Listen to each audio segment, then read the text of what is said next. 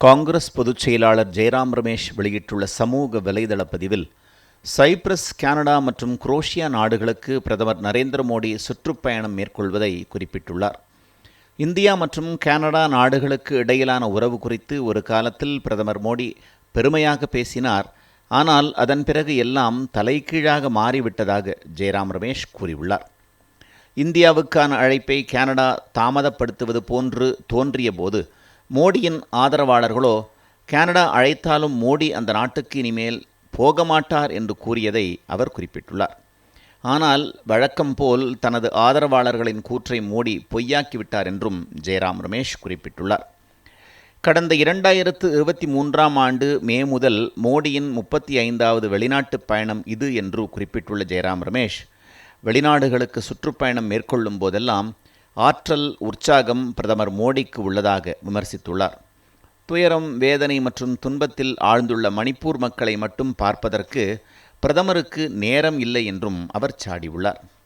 2023 மே 3ஆம் தேதி முதல் மணிப்பூரிலிருந்து எந்த ஒரு அரசியல் தலைவரையும் மோடி சந்திக்கவில்லை என்றும், மணிப்பூரை இந்த அளவுக்கு மோசமாக நடத்துவது மிகவும் பரிதாபத்துக்குரியது என்று காங்கிரஸ் பொதுச் செயலாளர் ஜெயராம் ரமேஷ் வெளியிட்டுள்ள சமூக வலைதள பதிவில் விமர்சித்துள்ளார். காங்கிரஸ் பொதுச் செயலாளர் ஜெயராம் ரமேஷ் வெளியிட்டுள்ள சமூக வலைதள பதிவில், சைப்ரஸ், கனடா மற்றும் குரோஷியா நாடுகளுக்கு பிரதமர் நரேந்திர மோடி சுற்றுப்பயணம் மேற்கொள்வதை குறிப்பிட்டுள்ளார். இந்தியா மற்றும் கனடா நாடுகளுக்கு இடையிலான உறவு குறித்து ஒரு காலத்தில் பிரதமர் மோடி பெருமையாக பேசினார். ஆனால் அதன் பிறகு எல்லாம் தலைகீழாக மாறிவிட்டதாக ஜெயராம் ரமேஷ் கூறியுள்ளார். இந்தியாவுக்கான அழைப்பை கனடா தாமதப்படுத்துவது போன்று தோன்றிய போது மோடியின் ஆதரவாளர்களோ, கனடா அழைத்தாலும் மோடி அந்த நாட்டுக்கு இனிமேல் போக மாட்டார் என்று கூறியதை அவர் குறிப்பிட்டுள்ளார். ஆனால் வழக்கம் போல் தனது ஆதரவாளர்களின் கூற்றை மோடி பொய்யாக்கிவிட்டார் என்றும் ஜெயராம் ரமேஷ் குறிப்பிட்டுள்ளார்.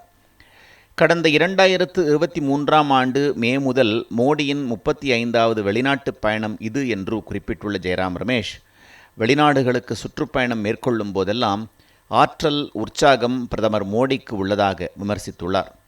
துயரம், வேதனை மற்றும் துன்பத்தில் ஆழ்ந்துள்ள மணிப்பூர் மக்களை மட்டும் பார்ப்பதற்கு பிரதமருக்கு நேரம் இல்லை என்றும் அவர் சாடியுள்ளார்.